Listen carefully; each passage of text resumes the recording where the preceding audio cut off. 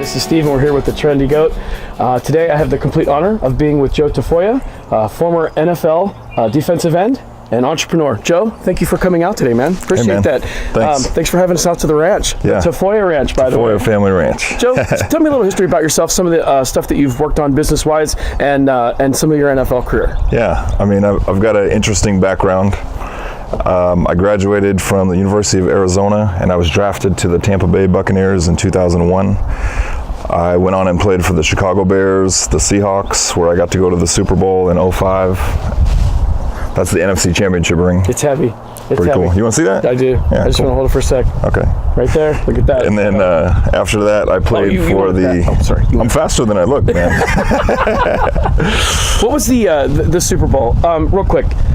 What are your thoughts on that, real quick, with Pittsburgh Steelers? Well, I mean, I was in the game, and so I felt like it was complete crap, and I felt like we got cheated, and so does every other Seahawk fan out there. But, you know, I'm starting to get over it, even though it was 2005, which would have been, 11 years ago? 11 years? It still hurts, man. It still hurts. Right. But that was an incredible experience to go off and do that. And then, you know, when you're finished with football, you've got this incredible set of skills that you just can't really do anything with, right, unless you want to go into coaching or into broadcasting. And that just didn't seem something like you really were really fit for, or just didn't feel... Yeah, it really didn't mesh with my interests and personality. The broadcasting is a hard pyramid to get into, where you start off, there's a giant base of people that are finished with football and sports, and they're trying to get into some of the top positions in broadcasting, and I that wasn't the road for me. I've got a business mind, and I always have. So when I was finished playing, there was a group of us that a group of football players that put together a small fund, and I went off and I acquired a company from the United States government. And so that was a mobile application development company. The name of the company was Viva Vision. And Viva Vision was a small mobile company that was part of a very large asset fund that was pinned by the SEC for a violation. And then they had to fire sell all of their assets. Some of them were large buildings, hospitals. And then they had this little gem of a company called Viva Vision. And so I spoke to the former CEO, and I knew all about the company. Some good friends of mine and I jumped on the opportunity, and we bought it out of receivership. Sure. Don't ever buy anything from the government, by the way. What a hassle. And we ran it for a couple of years, and it did extraordinarily well. And then it was time to move on from that venture. Mm-hmm. And as a former football player, that set of skills I was talking about, they don't really transition into the business world unless you Absolutely. Make a specific fit for them. Sure. So you sort of have to reinvent yourself. And I reinvented myself as an entrepreneur. And I've done some really interesting and incredible things nationally and here locally as well. One of the things that I'm really proud of is another friend of mine and I, who was a former player, we launched a media company, mm-hmm. and we put together this effort to bring all of the fans that were Seahawk fans together for one moment. And that was when the Guinness World Records came into town, and they measured the sound at CenturyLink Field. That was an idea that I came up with at 2, 3 in the morning while my kids were screaming. I was like, there's got to be some kind of noise record that my kids can set. And I started looking more into that, and the idea spun off, and it became a really interesting moment. And that was called Volume 12? It was the Volume 12, yep. And behind that, we sold merchandise, and there was a trademark behind it.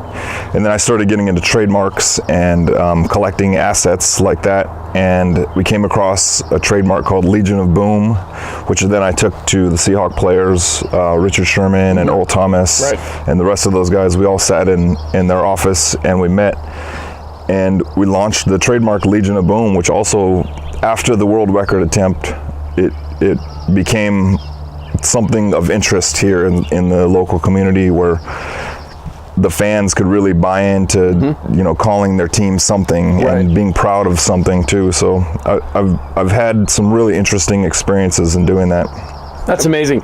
So let's talk a little bit about your foundation. Joe's got an amazing coalition that he is fighting for. In one of the interesting interviews, it was like 90,000 horses were slaughtered every year for Human consumption. Human consumption of horse meat. Is that number still correct, or are we way high? Way higher than that. It's every single year there are 150,000 American horses that are trucked across the borders to Mexico and Canada and processed and slaughtered for human consumption every year. And I didn't know anything about it either. My family, we've been rescuing and rehoming horses for the last 12 years. And my wife and her mother have been doing it for many years before that. It was something that I came into because I never knew anything about horses. The closest I'd ever been growing up near Oakland was a riot police horse. and they're big, intimidating, and you know, when you start to look into it, they're majestic and spiritual animals that people care deeply about. And I thought, how can it be that these animals are treated this way? Let me look into this a little bit further. So I met with the Humane Society of Washington State and then the United States, and I started collecting information, and then I started meeting people in the horse community. And sure enough, what you find out once you start looking is that this is a travesty that's happening. The conditions are horrible. The living and everything, just all of it is just, it's unthinkable. It's unthinkable. It's the things unthinkable. I saw, that I looked up. I mean, what we do, so the name of our foundation is the Horse Defenders Coalition, and it's a 501c3 non-for-profit organization that we launched this year in an effort to, number one, raise awareness and educate people like yourself and anyone else that may be listening, and raise some money to try and make a change in what's happening in the world of equine slaughter. All you have to do is Google search. Right. You just Google search horse slaughter, and some of the images you can't unsee. I don't promote those because I feel like if you're that interested in learning about it, you will. They're out there. So what we're trying to do is raise awareness around the science behind horse slaughter. Last year I had the opportunity to take a bill into Olympia. We took the Horse Defenders bill into Olympia. It was House Bill 2327 into the House of Representatives, and I got laughed out. They laughed at me. I happened to see a live feed that you had done, and you had spoke that you got about 30 seconds of your time, maybe a little more. I could be exaggerating, but you guys, I seen that. I could see the frustration on your face as you came out of the Capitol, and you were here, and well, I got basically... It was 72 seconds that I got. I spent an entire year planning. We spent money. I recruited people from all over the state, experts. One of the foremost medical experts in all of our state that has to do with this topic, I brought her in. We flew her in on our own dime. We prepared, and we basically got laughed out. And so after I saw that, I thought, can one person really make a change? Can you really go to Olympia and have a bill passed? It's hard. It's incredibly hard. And I know that they have things that they deal with over there, but I was very turned off by the whole thing. Sure. Right? Kind of put that uneasy feeling in your stomach that you're not moving forward. I didn't feel like I got a fair chance. Right. And I felt like with sports, I've always played on an even playing field. Sure. Absolutely. Not always. 2005. But when you're in sports, you know the rules of the game, you understand how to play, but I was way out of my league with this. There are so many things that go on behind the scenes when it comes to trying to pass a bill. So it didn't work, and most people would have just given up, but we are not most people. We're very passionate about this, and what I need my message to be getting out to the public is that it's very unsafe for horses to enter the human food chain. Very unsafe. But they're entering the human food chain at a staggering rate. Well, the FDA have certain regulations on what can go into a food animal. And because horses are in the category of livestock, they are considered food animals. Even though I never knew they were never bred and they were never raised, they are not raised to be food animals. They are treated as such.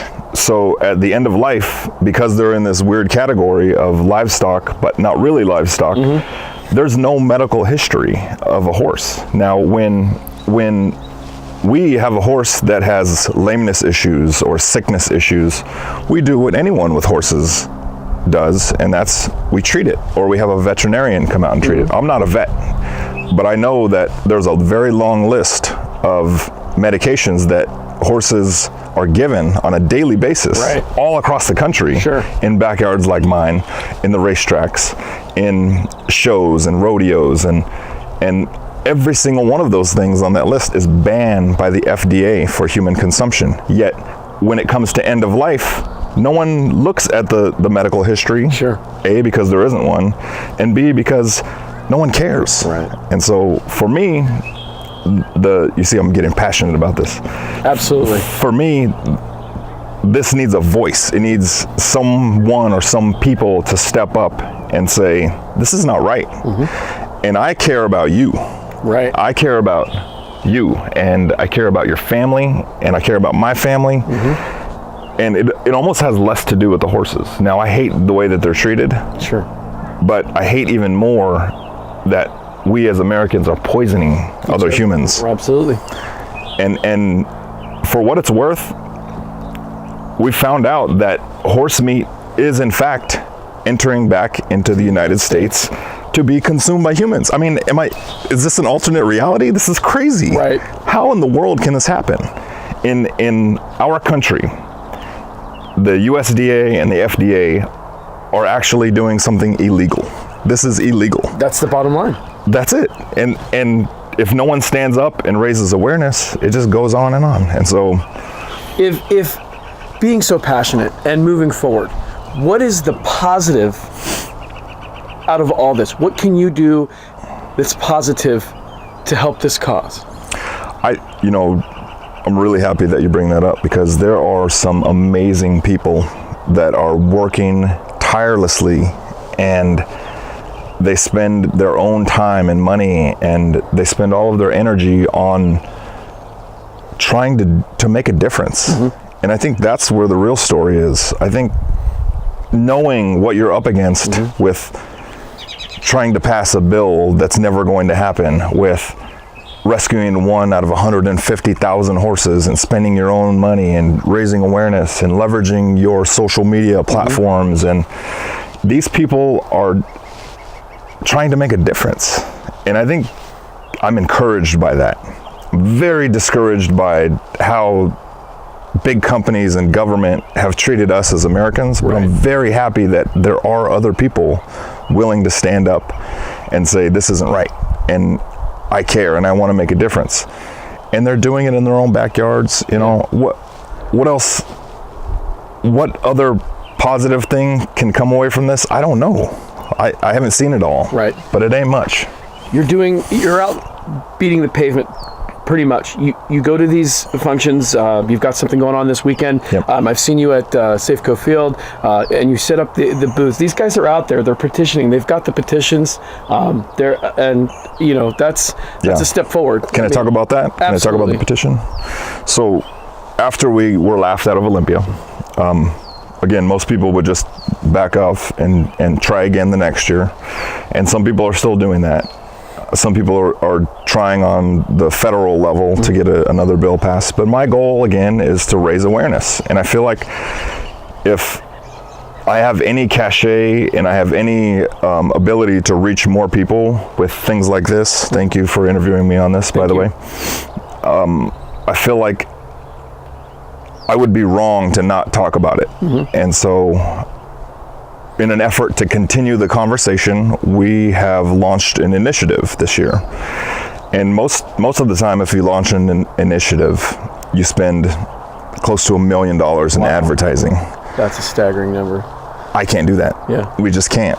there's no money that's being made. Right. There's no money coming in. It's all going out. So it's a very grassroots effort to try and pass a bill by collecting signatures. And it benefits twofold. One, if we have enough signatures at the end of the day, they will put it on the November ballot for Washington State. Number two, every person we touch and talk to, we're telling them the issue, and we're raising awareness in that single person, and you never know who that person is. Right? Like this, we could be educating hundreds, thousands. Absolutely. Hopefully, that's the message that gets out to people. Absolutely. If people aren't tired of hearing us talk by now. They should be. Joe, thank you so much for your time. Hey, man. Thanks for having us out against the ranch. We're going to go check out some horses.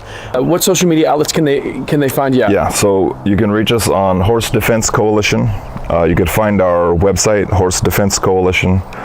Our email address is horsedefensecoalition@gmail. Our Twitter is Horse Warrior. I feel like if you give people a title, then they own it. And so everyone that has fought and done something on their own, we're calling each other Horse Warriors. And Perfect. we have t-shirts. Yeah. You gonna have some t-shirts made? Yeah, we have t-shirts made. Nice. They're for sale on our website, and so every little bit helps, as much as we can. You guys need to get out there, check out this information Joe's talking about. This is important. It's our health, and it's our families. You're watching the Trendy Goat. We'll see you soon. Take care, buddy.